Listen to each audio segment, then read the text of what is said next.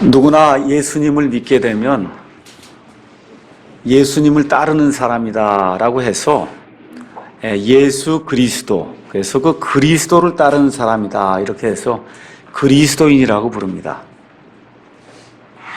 근데 이제 하나님 보실 때는 그리스도 안에 있는 사람은 그리스도인이고 그리스도 밖에 있는 사람들은 이름이 없어요. 그런데 사람 편에서 볼 때는 같은 그리스도인이라도 감리교인도 있고 장로교인도 있고 침례교인도 있고 또 심지어 천주교 안에서도 예수님을 믿는 그와 같은 사람들이 있습니다. 저는 이 침례 성도가 된 것, 베프티스트라고 하는 침례 성도가 된 것에 대해서 정말 하나님 앞에 정말 감사를 드리고 어떨 땐 내 묘비에 침례 성도로 살다 갔다라고 하는 그와 같은 좀 글을 하나 적고 그리고 죽으면 좋겠다 이런 생각도 할 정도로 정말 하나님의 은혜로 베프티스트가 됐다고 하는 것 정말 감사하게 그렇게 생각을 합니다. 예로부터 우리 침례 성도들, 베프티스트들은 무슨 전통이라든지 교회의 무슨 형식이라든지 이런 것들을 중요하게 여기질 않았고 처음부터 끝까지 하나님이 무엇라고 말씀하시느냐 하는 이 성경 기록을 최종적인 그러한 권위로 믿고 살았어요. 특별히 그 성경 기록 가운데 우리 예수님께서 이 땅에 태어나신 그 이후에, 특별히 십자가 사건 그 이후에 이 주어진 신약 성경의 그 말씀이 우리 삶에 있어서 유일하고도 최종적인 그와 같은 권위가 된다라고 하는 그런 믿음을 가지고 성경을 목숨 이상으로 그렇게 중요하게 여기며 살았습니다.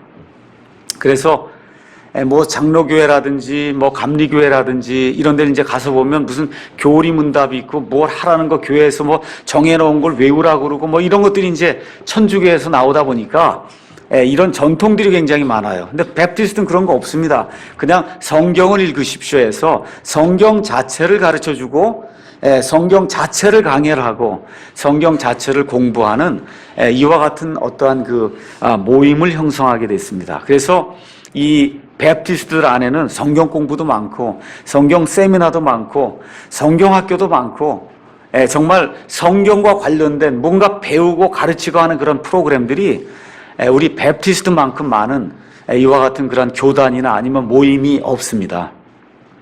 그래서 미국에서는 특별히 우리 베프티스트들이 가장 좋아하는 그런 성경 구절 중에 하나가 뭐냐 하면 디모데후서 2장 15절이에요.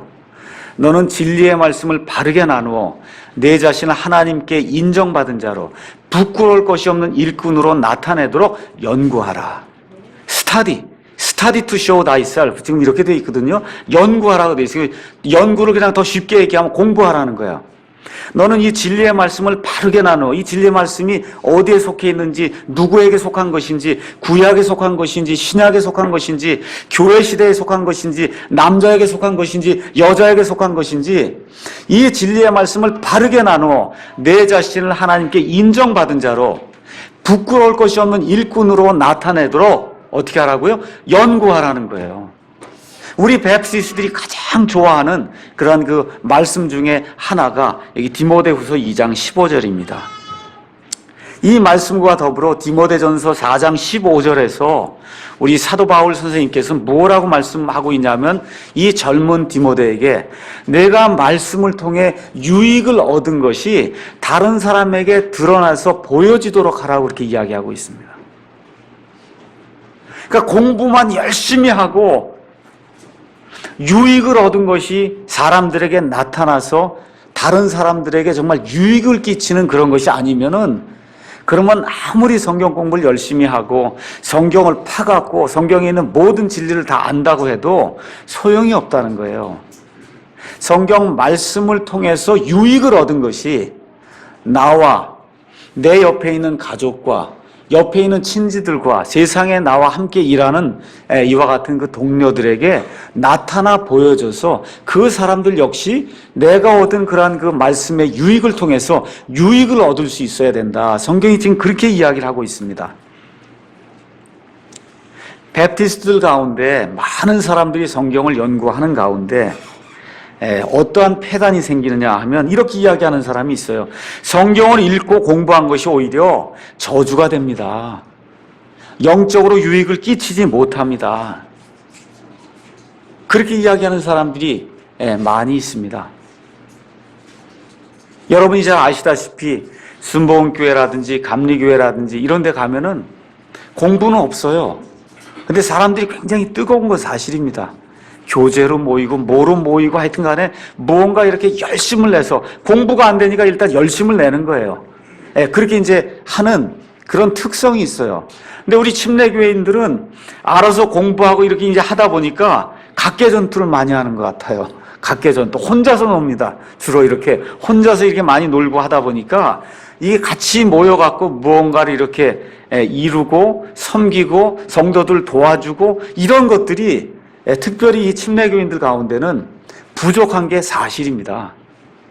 왜 그러냐면 스스로 공부해서 자수성가하는 그런 스타일이 지금 베프티스트가 되다 보니까 주일날 와서 예배 드리고 나머지는 내가 열심히 혼자 살아봐야 되겠다. 하나님의 말씀에 의지해서 이런 것들이 강하기 때문에 좋은 거면서도 그 단점을 보완하지 않으면은 그러면 이 예수님의 몸된 교회로서 교회가 기능을 이렇게 발휘하지 못할 그런 가능성이 크다는 겁니다. 저도 성경을 번역한다고 해서 정말 성경을 많이 봤습니다. 뭐 몇 번 봤다 이런 건 제가 뭐 이렇게 노트에 기록하지 않으니까 잘 모르고요. 하여튼 많이 봤어요. 다행히 다 본 걸 잊어버리기 때문에 그래서 이게 맨날 봐도 이제 새롭게 이렇게 느껴져서 참 하나님께 감사한데요. 이걸 이게 보지 않습니까? 이거 보면은 그러면 이게 영어로 읽고 이렇게 번역을 하고 이렇게 하다 보면 이게 살아있는 말씀으로 보이질 않고 그냥 여기 까만 건 글씨고 하얀 건 종이다 이렇게 보이게 된단 말이에요. 이렇게 여러분과 저의 심령이 그렇게 바뀌게 되면 그러면 큰 저주가 된다 그 얘기입니다. 이 하나님의 말씀을 대할 때 살아있는 하나님의 말씀이 돼서 내가 이걸 통해서 유익을 얻고 그래서 성령님의 은혜를 통해서 내가 유익을 받은 것이 다른 사람들에게 성령의 열매를 통해서 나타나서 열매는 다른 사람이 따먹는 거거든요. 그렇게 나타나야 하나님이 정말 기뻐하는 그러한 그리스도인이 되는 건데 지식적으로 많이 충만하고 무언가를 많이 알고 뭐 세대가 7개가 있다 그러고 뭐가 있다 그러고 하여튼 성경 얘기만 하면 열이 나서 그러는데 집에 가서 가정생활하는 것과 부부생활하는 것과 어머니 아버지하고 자식들 간에 이런 부모 자식 간에 이런 생활하는 것과 세상 나가서 생활하는 것과 어려움 당할 때 이런 모습을 살펴보면 그러면 정말 믿지 않은 사람보다 훨씬 못한 그런 사람이 너무 많다는 거예요. 많은 면에서 제 얘기를 하고 있는 겁니다. 뭐 여러분 얘기하고 있는 게 아니라 제가 그래요. 제가. 그래서 제 아내에게 늘 제 잔소리를 많이 듣고 그럼 제가 잘 해보겠다 그러고 맨날 그렇게 약속하고 그렇게 지금 살고 있어요. 제일 중요한 것은 마음을 좀 부드럽게 먹어야 돼요. 마음을 좀 부드럽게 먹어야 됩니다. 이 교회도 마찬가지거든요. 우리 교회 여기 사랑침례교회 오니까 킹제임스 성경을 쓴대. 하여튼 킹제임스 성경 쓰는 데 가면 그냥 자동으로 구원받고 자동으로 성화되고 거기 가면 뭔가 노아의 방주가 되고 딱 들어타기만 하면 그냥 하늘나라 가는 걸로 이렇게 생각하시는 분들이 있어요. 전혀 그렇지 않습니다.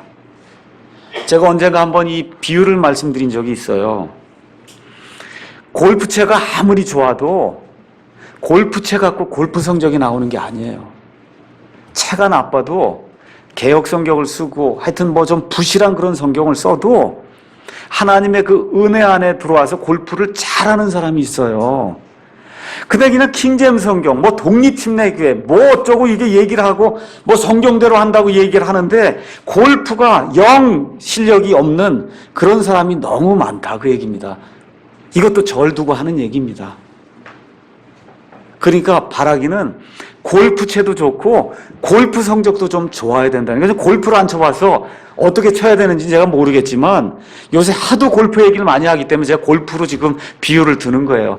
골프채가 아무리 좋아도 치는 사람이 못 치면 그럼 성적이 안 나잖아요. 맞습니까? 이 킹제임스 성경이 완전한 하나님의 말씀이다. 맞습니다. 골프채가 아주 더 이상 좋은 골프채가 없을 정도로 좋은 골프채예요, 이놈이.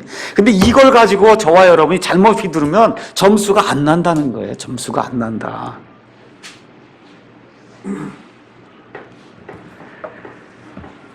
그래서 성경을 대하는 그런 이유를 오늘 좀 한번 살펴봐야 되겠어요. 디모데후서 3장 16절 17절에 가서 보니까 모든 성경 기록은 하나님의 영감으로 주신 것으로 교리와 책망과 바로잡음과 의로 교육하기에 유익하다, 이렇게 기록이 되어 있어요. 모든 성경 기록, 창세기 1장부터 요한계시록 22장에 나와 있는, 그 안에 나와 있는 모든 단어, 하나님의 말씀은 하나님이 숨을 불어넣어줬다는 거예요.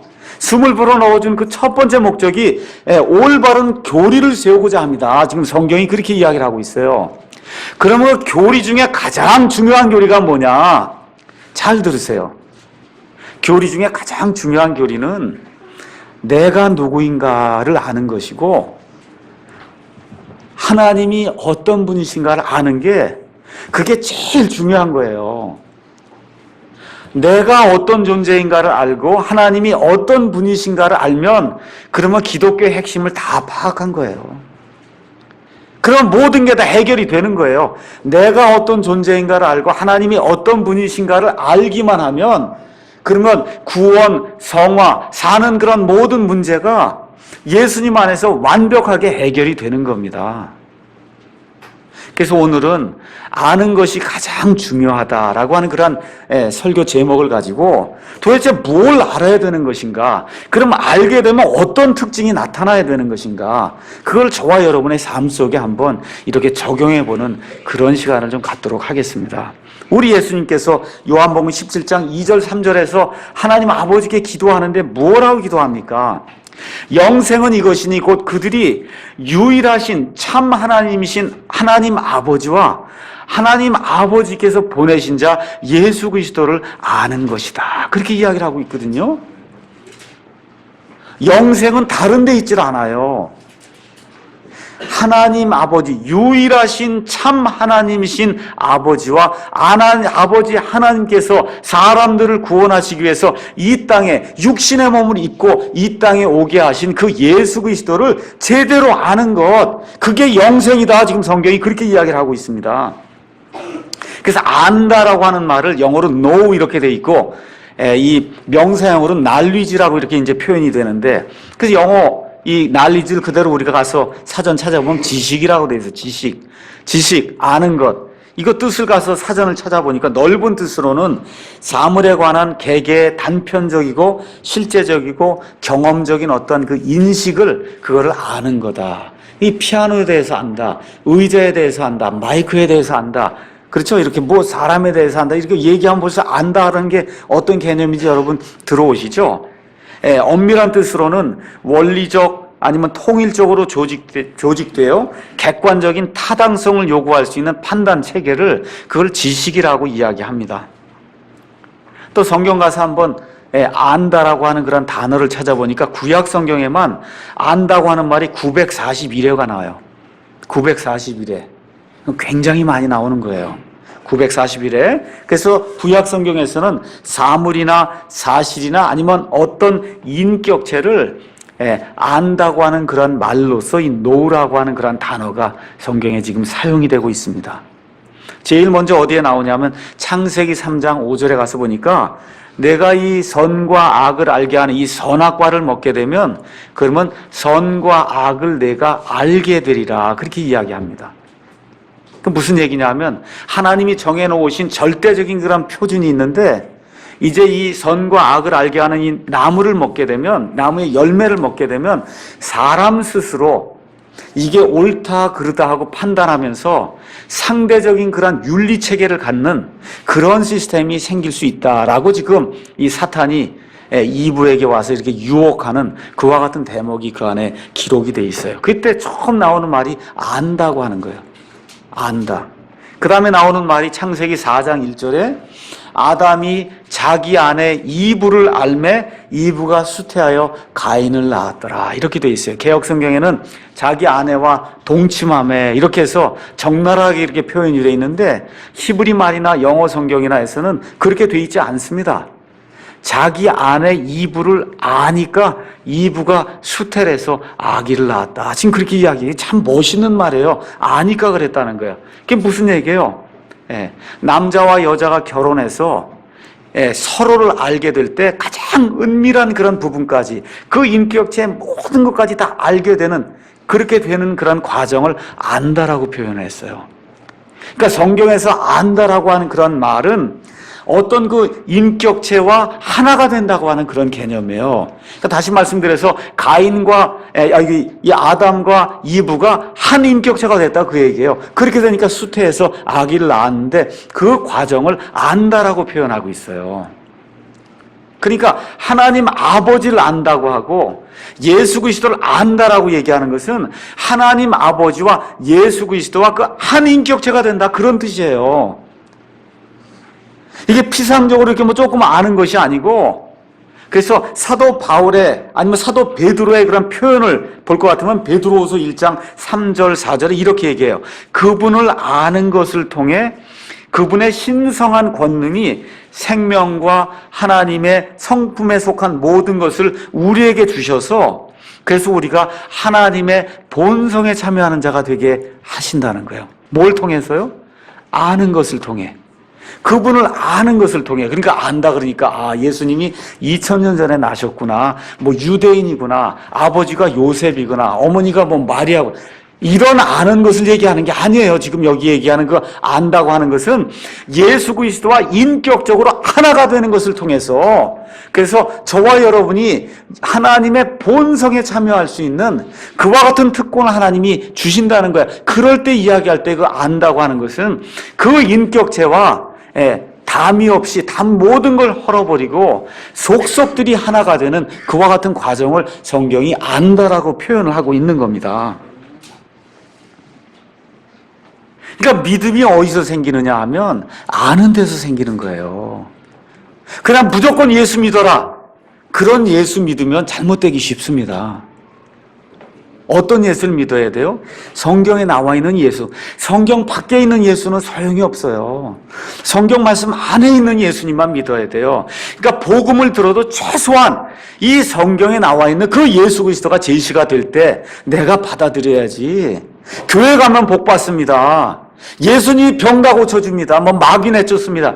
이런 예수를 믿게 되면 그럼 아예 처음부터 단추가 잘못 끼어지는 그러한 일이 발생하기 때문에 믿는다고 해서 평생 동안 믿는데 하나님 앞에 가면 내가 너를 모른다고 이야기할 수 있는 주여 주여 우리가 이 땅에 살면서 주의 이름으로 대언자 노릇을 하지 않았습니까? 병을 고치지 않았습니까? 주의 이름으로 마귀들을 내쫓지 않았습니까? 예수님이 뭐라 그래요? 내가 너희를 결코 안 적이 없다. 지금 그렇게 이야기하지 않습니까? 왜 그래요? 올바로 아는 것이 없이 피상적인 자기 신앙 체계 속에서 자기가 가지고 있는 전통과 들어온 것과 이런 걸 가지고 뭘 해보려고 하다 보면 그러면 평생 동안 쌓아놓은 그런 집이 사상누각이 돼서 하나님 앞에 딱 가서 쓰게 되면 하나님이 내가 너를 결코 안 적이 없다. 모른다는 게 아니라 never knew you 이렇게 써 있어요. never. 안 적이 없다는 거예요. 결코 안 적이 없다. 이게 얼마나 어려운 일입니까? 얼마나 답답한 일이고. 하나님 앞에 가서 섰더니 내가 결코 너를 안 적이 없다 이러면 이게 큰 문제 아닙니까? 그래서 성경에 나와 있는 예수님이 제시가 돼야 되고 성경에 나와 있는 그 예수님이 내 구원자가 되셔야 되고 성경에 나와 있는 그 하나님이 내 아버지가 되시는 그런 일이 우리 삶 속에서 발생을 해야 된다. 그렇게 성경이 이야기를 하는 거예요. 그게 되려면 뭐가 돼야 돼요? 처음부터 믿음도 지식이 있어야 된다. 그 얘기입니다. 아무것도 없는데 예수 천당에서 물론 연세가 많이 드신 그런 분들에게 가서 그것뿐이 전할 수 없는 그런 경우도 있습니다. 그렇지만 믿음은 어디서 생기냐? 아는 데서 생겨요. 아브라함이 75세에 하나님의 부르심을 받고 하란을 떠났습니다. 그리고 난 이후에 창세기 15장에 가서 하나님의 말씀을 믿음의 하나님이 그를 의롭게 여겨주신 그런 일이 생겼어요. 그리고 나서 또 86세에 자기의 육신의 욕정을 통해서 이스마엘을 낳게 됐어요. 많은 질책을 받게 됐습니다. 그 다음에 99세에 가서야 아브라함이 이삭을 받으라고 하는 그런 약속을 받았고 100세의 이삭을 받았고 그 이후에 한 15년에서 20년이 지난 다음에 이삭을 가져다 바치라고 하는 이러한 그런 과정을 통해서 하나님을 조금씩 알아가는 그런 과정을 통해서 그가 나중에 뭐가 됐어요? 믿음의 조상이 된 거예요. 그 당시에 성경이 있었습니까? 없었습니까? 성경이 있었어요? 없었어요? 없었어요. 그럼 아브라함은 어떻게 하나님 알았어요? 인격적인 만남을 통해서 알았단 말이에요. 지금은 그런 하나님이 아니에요. 지금은 동일하신 하나님이지만 꿈속에 나타나서 뭘 가르쳐주는 그런 스타일로 하나님이 역사하지 않습니다. 이 말씀 안에서 처음부터 끝까지 아브라함에게 주셨던 것보다 훨씬 더 많은 것을 이 성경 말씀을 통해서 하나님이 우리에게 계시해 주시기 때문에, 그래서 이 성경 말씀을 통해서 자꾸 하나님이 누구신가 이렇게 배우게 될 때 믿음이 강해지는 거예요. 가서 주여 삼창하고 뭐 1시간 방언하고 이렇게 해갖고 믿음이 강해지는 게 아니고, 하나님의 말씀을 창세기부터 계시록까지 하나님 말씀을 바르게 나누어서 하나님 말씀을 온전하게 내가 믿고 이렇게 하게 될 때 거기에서 믿음이 자꾸 이렇게 자라는 가운데 하나님을 신뢰하게 되고 또 신뢰하게 되고 이게 계속해서 올라가는 그런 과정을 통해서 믿음이 성장을 하는 겁니다. 그러니까 나중에 어떻게 해요? 이삭을 바치라고 할 때 이삭을 갖다 바치는 그런 믿음의 사람이 된 거예요. 처음에 그러면 못했습니다, 아브라함이. 근데 시간이 지나면서 하나님이 어떤 분인지 알게 되니까 이삭을 바치라고 하는데 갖다 바쳤잖아요. 그 히브리서에 뭐라고 기록이 돼 있어요? 이삭을 갖다 바쳐서 죽인다 할지라도 하나님이 그를 다시 살려주실 줄로 아브라함이 믿었다고 얘기를 한 거예요. 자기의 유일한 아들 그 독생자라도 하나님이 가져다 바쳐서 죽이면 하나님이 다시 살려주실 줄로 믿었다는 겁니다. 그 믿음이 당장 생긴 게 아니라는 거예요. 하나님을 아는 가운데 조금 더 알고 하니까 자꾸 신뢰를 하나님께 두고 하는 그런 과정을 통해서 심지어 자기 하나밖에 없는 유일한 그 약속의 아들도 하나님이 바치라고 할 때 바칠 수 있는 그런 믿음의 지경까지 올라갔다. 성경이 그렇게 이야기를 하고 있는 겁니다. 그래서 저와 여러분에게 위로가 되는 거예요. 아브라함이 그냥 태어나자마자 믿음이 이만큼 충만해갖고 이렇게 됐으면 저와 여러분이 따라갈 수가 없습니다. 맞아요? 그게 아니라 아브라함도 알고 하다 보니까 믿음이 점점 그 아는 것과 비례해서, 그래 어떻게 되는 거예요? 하나님을 신뢰할 수 있는 그런 지경에까지 이르렀다. 성경이 그렇게 이야기를 하는 겁니다. 그렇게 시작이 된 그 믿음이 이 유대인들을 통해서 하나님이 율법을 주시고 이런 가운데 이 아는 것이 타락되기 시작을 했어요. 타락. 이게 뭐가 이제 되기 시작했냐? 종교가 되기 시작한 거예요. 이 아브라함이 가지고 있던 건 믿음의 복음이거든요. 이 복음이 종교가 되기 시작을 하다 보니까 제가 아까 말씀드린 대로 성경 번역할 때 까만 건 글자, 하얀 건 종이 이렇게 하듯이 이 하나님의 말씀을 읽는데 그런 식으로 대하는 태도를 유대인들이 갖게 됐다는 거예요. 그러니까 형식과 그 다음에 전통과 뭐 이런 것들이 하나님의 그 마음을 아는 것보다 더 위에 가게 되면 그러면 문제가 생기기 시작한다는 겁니다. 제가 그냥 극단적으로 말씀을 드리면 구원받고 이 성경 못 읽어도 괜찮아요. 하나님의 마음이 어떤 것인가 생각을 하고 그 마음에 합한 사람이 돼야 되겠다는 그 마음을 가지면 성경 100번 읽고도 바리새인처럼 그렇게 사는 것보다 100번 낫다 그 얘기예요. 그러니까 하나님의 마음이 무엇인가를 알아가는 것이 정말 중요하다. 그래서 이 종교 체제가 되다 보니까 어떻게 돼요? 이 법을 가지고 심판하는 거예요. 법, 뭐 이게 했냐 안 했냐 이걸 가지고 심판하는 그런 체제로 아브라함 이후부터 약 1500년 동안 시간이 지나다 보니까 호세아서 4장 6절에서 7절에 우리 하나님이 탄식하는 거야. 내 백성이 지식이 부족해서 망하는도다. 바빌론 포로 생활 왜 떠나요? 하나님을 아는 게 부족해서 우상을 섬기니까. 예, 그래서 가난한 자를 배려하지 않고 하나님의 마음을 알지 못하니까 성전 뜰만 밟는 거야.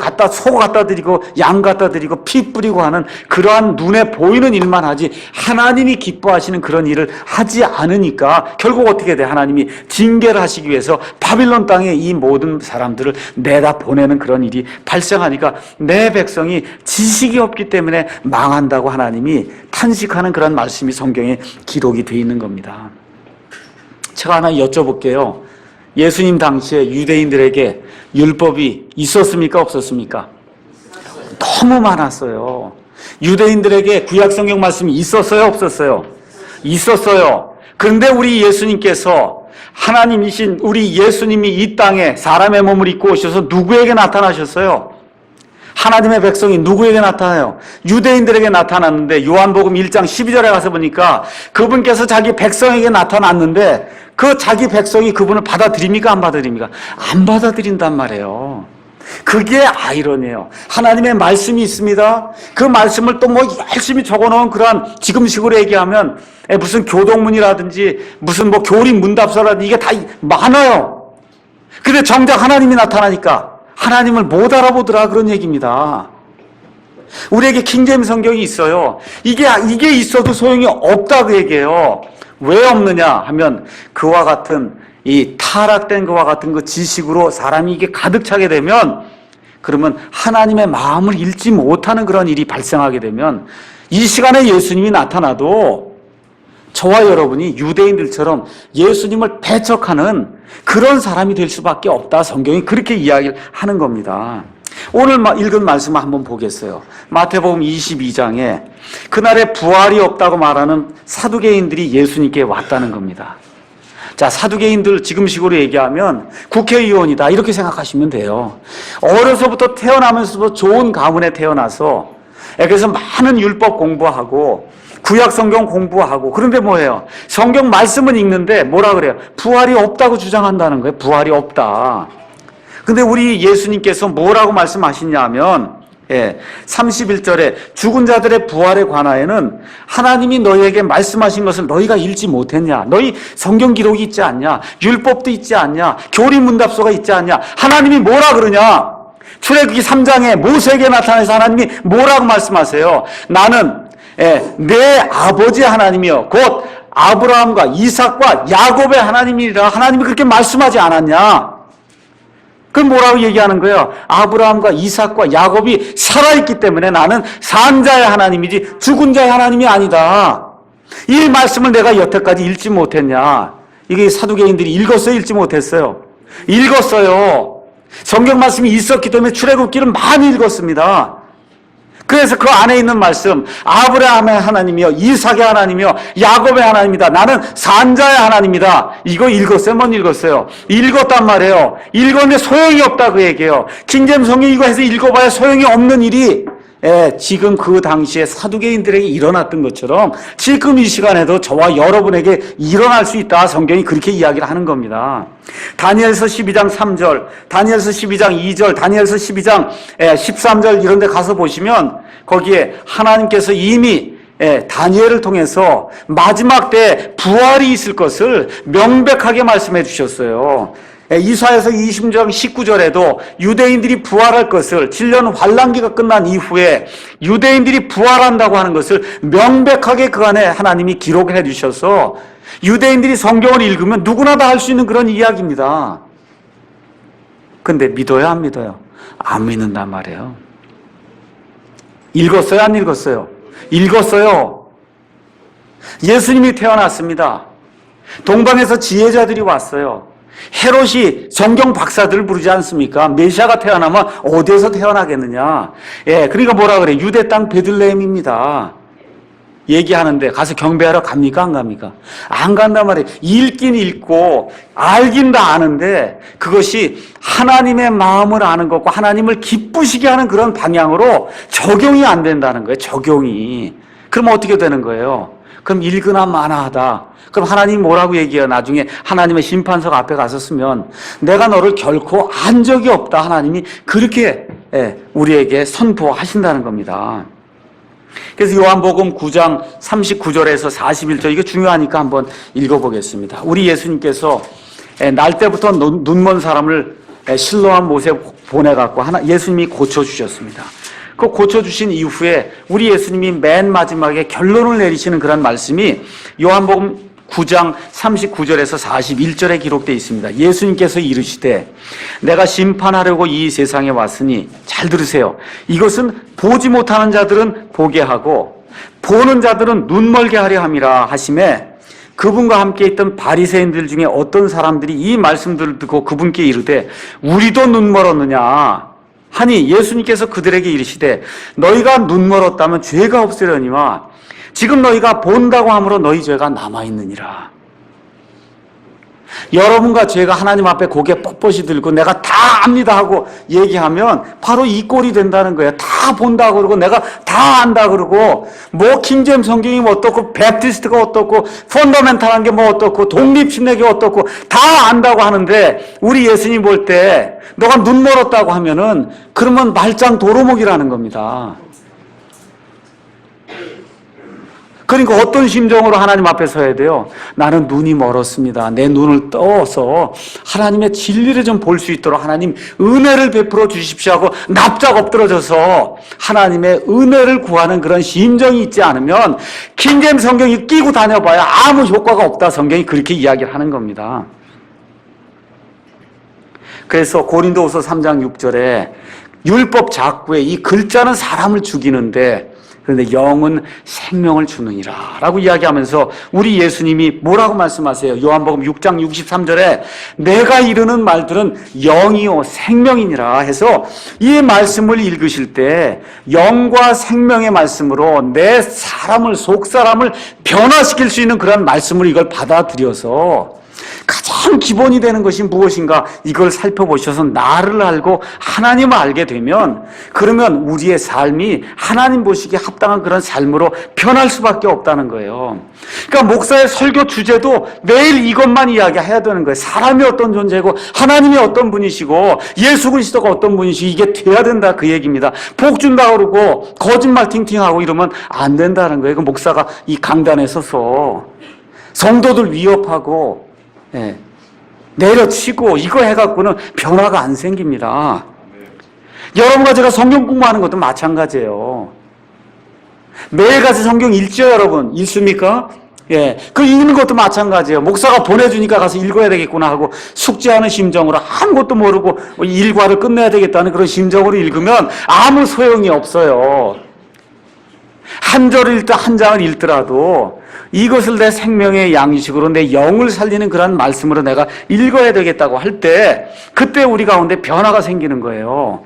그래서 그와 같은 말씀이 선포가 되면 그러면 어떻게 돼요? 형제들아 우리가 어찌할꼬라고 하는 그와 같은 그 음성이, 신음하는 그런 음성이 우리 가운데서 쏟아져 나와야 되는 겁니다. 사도 바울에게 예수님이 나타나셨을 때 주여 제가 무엇하기를 원하십니까 하고 하나님께 그와 같은 심정으로 하나님께 신음하는 그런 목소리를 내야 그것이 영과 생명을 살리는 그런 말씀으로 우리 가운데 나온다는 거예요. 하나님의 말씀이 임하게 되니까 대언자 이사야가 하나님의 말씀을 듣고는 뭐라 그래요? 오 주여 내가 저주받은 자가 됐습니다. 나는 하나님 앞에 죽을 자가 됐습니다. 나를 죽여주십시오 하고 하는 그와 같은 통회하는 그런 심정이 우리 가운데 나타나야, 그래야 이 하나님의 말씀이 영과 정말 생명의 말씀으로 우리 안에 역사를 한다. 성경이 그렇게 이야기를 하는 겁니다. 그래서 지금 예수님이 뭐라고 말씀하세요? 마태복음 22장 거기 가서 보니까 29절에 예수님께서 그들에게 대답하여 이르시되 너희가 성경 기록들도 알지 못하고 또 뭐도 모른다는 거예요? 하나님의 권능도 모르는구나. 너 이 사두개인아 뭐라고 얘기하는 거예요? 너 썩어서 이게 문드러지고 뼈가 다 해서 다 사가지고 그러면 하나님이 그거 다시 부활시킬 수 있는 그런 권능도 파워도 없는 그런 분으로 알고 있냐? 지금 예수님이 그렇게 얘기하는 겁니다. 성경 기록을 모르니까 뭘 모르게 돼요? 하나님의 권능을 모르게 된다는 거예요. 하나님이 어떤 분인지 알 수가 없다는 거예요. 교회 가서 지금 능력 받으라고 하는 게 뭐예요? 소나무 뽑아야 된다 그러고 방언으로 밤새 기도해야 된다 그러고 이런 것들을 가르치고 마귀 쫓는 거 가르치고 뭐 해야 된다 그러고 뒤로 넘어져야 된다 그러고 이런 것들을 가르치기 때문에 하나님의 권능이 무엇인가를 성도들이 알지 못한다는 겁니다. 그런 거에 하나님의 권능이 있는 것이 아니에요. 하나님의 권능이 뭡니까? 하나님께서 무에서 유로 이 온 우주 공간을 하나님이 빛이 있으라 하시며 온 우주 공간을 창조하시는 그런 파워를 가진 분이다. 이게 인식이 된다 그 얘기입니다. 이 성경 기록을 제대로 알게 되면. 그래서 제가 지난 시간에 뭐라 그랬어요? 지난주에 하나님이 지구를 가운데 두고 온 우주를 돌릴 수 있다니까 하루에 한 번씩. 그런 권능이 있다는 거예요 우리 하나님이. 그 다음에 제가 지난주에 또 뭐 말씀드렸어요. 원자가 이렇게 있을 때 그 안에 핵력이 있다 그랬잖아요. 핵력. 그렇죠? 그래서 이 양자를 하나님이 지금 잡고 있기 때문에 이 모든 우주 공간에 지금 물질이 존재하고 있거든요. 근데 맨 마지막에 어떻게 되는가? 베드로후서 3장 10절 가서 보세요. 우리 하나님이 어떤 능력을 갖고 있느냐? 베드로후서 3장 10절에 하나님이 새하늘과 새 땅을 창조하시기 위해서 어떻게 하시느냐? 한번 다 같이 읽어보겠어요. 베드로서 3장 10절 읽겠습니다. 그러나 주의 날이 밤에 도둑같이 오리니 그 날에는 하늘들이 큰 소리와 함께 사라지고 원소들이 뜨거운 열에 녹으며 땅과 그 안에 있는 일들도 불태워지자. 가서 보니까 어떻게 돼? 하늘들이 큰 소리와 함께 어떻게 된다는 거예요? 사라진다는 거예요. 무슨 얘기냐? 하나님이 지금 이 원자들 안에 있는 이 양자 이거를 지금 하나님이 꼭 잡고 있거든요. 그 핵 안에 있는 놈을 하나님이 그걸 탁 풀어놓으면 어떻게 된다? 그냥 이 모든 게 없어지는 거예요. 이 물질이 존재하지 않는다는 거예요. 하나님이 온 우주 공간을 만드셔서 이걸 꽉 잡아주셔서 지금 이 시간까지 모든 게 지금 존재하고 있는데 하나님 그걸 탁 치우시면 그 핵력을 딱 제거해 버리시면 온 하늘이 다 사라져 버린다는 거예요. 온 우주 공간의 원소들이 다 녹아버리고. 하나님이 이러한 권능, 이런 파워를 가지고 있는 분이다. 이게 인지가 돼야지 예수님을 믿는 거 아닙니까? 그래서 이런 인지가 될 때 이 부활한다고 하는 것이 자연스럽게 믿어지고 예수님이 공중에 강림하실 때 우리 살아있는 사람이 공중으로 죽지 않고 올라간다는 이 휴거한다고 하는 그런 것이 자연적으로 믿어지는 거예요. 우리 하나님이 그 정도도 못하는 하나님이면 믿으면 안 되죠. 믿을 필요가 없는 거 아닙니까? 시간 버리고 돈 버리고 그러는 거 아니에요. 그러니까 우리 믿는 이 하나님이라고 하는 이런 존재라는 거예요. 이런 파워풀한 분이다. 이게 인지가 어떻게 될 때 나타나는 거예요. 이 하나님의 말씀을 읽을 때 하나님의 영이 들어와서 우리 가운데 이걸 조명해 주실 때 이런 것들이 인지가 된다 그 얘기입니다. 이런 사람들의 특징이 뭐예요? 이런 사람들의 특징 첫 번째, 하나님의 전능하시고 무한하신 그런 능력이 인지가 되는 그런 특징이 있는 거예요. 야, 정말 대단한 분이구나. 보이지 않지만 이 우주를 하루에 한 번씩 돌리려면 얼마나 힘이 있어야 되겠어요? 한번 생각해 보세요. 이걸 꽉 그걸 지금 원자폭탄 수천 개, 수억 개를 만들 수 있는 그런 정도의 힘으로 지금 이걸 잡고 계시는데 이걸 지금 이런 능력이 있는 분이다. 죽어서 썩어서 뼈가 다 없는데도 지금 다 하나님이 이걸 다 찾아갖고 한 번에 다 부활시킬 수 있는 이런 권능이다. 이렇게 하다 보니까 하나님이 어떤 분이신가 하는 그 권능이 파워가 인지가 되는 거예요. 첫 번째. 두 번째 어떤 일이 생겨요? 그 파워에 비하니까 야 정말 나는 먼지보다도 못한 사람이구나. 이게 인지가 된다 그 얘기입니다. 이해하시겠어요, 여러분? 예수 믿는 거의 특징이에요. 첫 번째, 하나님의 그러한 권능이 인지가 되고, 그 다음에 그거에 비해서 나는 정말 미천한 존재구나. 그렇게 되니까 뭐가 인지가 돼요? 이걸 살리기 위해서 하나님이 이 땅에 사람의 몸을 입고 오셔서 예수님이 십자가에서 그 모진 고난을 당하시는구나 하니까 뭐가 인지가 돼요? 하나님의 은혜가 얼마나 큰 것인가가 그게 인지가 된다. 그러니까 하나님의 은혜가 큰 건 어느 것에 비례하느냐, 하나님이 얼마나 크고 나는 얼마나 작은가, 이게 길게 자꾸 이게 늘어나면은 예수님의 은혜가 점점 커지는 거예요. 예수님의 은혜가 이런 존재를 살리기 위해서 하나님이 정말 사람의 몸을 입고 오셔서 그래서 십자가에까지 가서 죽으시고 피를 흘리시고 그리고 부활하셨다고 하는 그 은혜가 느껴진다 그 얘기입니다.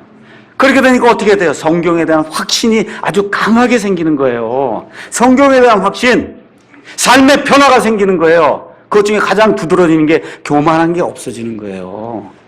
내가 지금까지는 이렇게 믿고 이렇게 살았지만 성경 말씀이 이렇다고 하니까 맞습니다. 하나님은 옳고 제가 지금까지 했던 건 다 틀립니다 하고 갖다 버리는 거예요. 사도 바울의 표현대로 얘기하면 배설물로 여기는 거예요. 내가 감리교 다닐 때, 침례교 다닐 때, 할 때, 한 게 성경 말씀하고 비교해 보니까 틀리더라 이거예요. 그럼 어떻게 해요? 그냥 버리는 거예요. 버려. 성경 말씀 이렇게 보고 개혁 성경을 이렇게 보니까 이게 틀려요. 그러면 그 조금 틀리면 어떻다. 이렇게 나오면 이게 교만한 거예요. 이게 교만한 거. 이게 작든 틀리든 틀리면 하나님 말씀은 옳고 이건 틀렸습니다 하고 내팽개쳐야 그게 하나님이 기뻐하는 사람이고 하나님을 높이는 사람이에요. 여러분 이해하시겠습니까? 내 주장을 버리라 그 얘기입니다. 이 말씀이 이렇다 그러면 아멘 하고 머리를 굽히는 그런 사람이래야 하나님이 기뻐하는 사람이야. 하나님이 복을 주는 그런 사람이다. 내 거를 버려야 돼요. 20년, 30년, 60년, 70년 동안 내가 가지고 있던 고정 사고 방식을 버려야 돼요. 예수 믿어도 구원받고 불교 가도 이렇게 생각하는 그런 사고 방식 갖고 있었으면 오늘 다 갖다 버려야 됩니다. 내가 곧 길이요 진리요 생명이니 나를 통하지 않고는 아버지께로 올 자가 아무도 없느니라 말씀하지 않았습니까? 온 천하 이 인간 중에 구원을 얻을 만한 다른 이름을 우리에게 주신 적이 없다고 얘기하니까 하나님의 말씀이 그러니까 내 고정적인 사고는 안 그런 것 같아도 갖다 배설물로 여기 갖다 버려야 돼요. 그래야 구원이 이루어지는 겁니다. 그래서 구원도 그렇게 이루어지는 거. 그 이외에 성화도 마찬가지예요. 내가 가지고 있던 거 다 버리고 이 성경 말씀이 뭐라고 얘기하면 그냥 꾹뻑 죽으면 되는 겁니다. 꾹뻑 죽으면 돼요. 이 성경 말씀에 자꾸 모이게 힘쓰라 그러면 어떻게 해야 돼요? 모이게 힘써야 돼요. 나보다 약한 자를 도와주고 예수님의 심정으로 도와주고 이해하고 사랑하라 그러면 어떻게 해요? 그렇게 해야 된다 그 얘기입니다. 나보다 약한 그런 아내를 사랑하라 그러고 아내를 모질게 대하지 말라고 성경 기록이 돼 있으면 모질게 대하지 않아야 된다 그 얘기예요. 남자들에게만 제가 얘기할게요. 아내를 모질게 대하지 말라 그 얘기. 모질게 아시죠?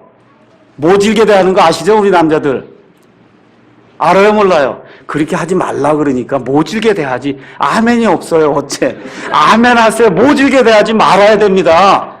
아멘이 없어요 또. 아멘 하세요. 아멘. 모질게 대하지 말아야 된다고 얘기하나 믿습니까? 예. 그게 변하는 거예요. 그게 변하는 거. 그게 어디서 나타나는 거예요. 그게 하나님의 말씀은 옳고 나는 틀립니다. 여기에서 나타나는 거 아니에요. 그렇게 되니까 이게 어떻게 돼요? 하나님을 두려워하는 마음이 있어서 여기 사나 저기 사나 미국 사나 밤에 있나 하나 항상 하나님이 나를 내려다보는구나 하는 그런 심정으로 두렵게 살게 되고 성도들의 모임을 중요하게 여기게 되고 맨 마지막에 단순하게 산다 그 얘기입니다. 드라마 볼 거 다 보고 하고 다 쫓아가고 세상 사람 머리 하면 또 그거 따라가고 이렇게 안 한다 그 얘기. 난 단순하게 살라고 해서 가난하게 살라는 것이 아니에요. 돈이 많이 살아도 사는 게 단순해. 책 읽고 성경 말씀 읽고 모이게 힘쓰고 그렇게 단순하게 산다는 거예요. 왜 그래요? 여기 우리 사는 것이 순례자와 나그네로 살기 때문에 여기 돈이 많이 있어도 이거 하나님 것이고 돈이 없어도 하나님이 채워주실 줄로 믿고 그리고 단순하게 사는 그런 삶이 우리 가운데 생겨야 된다.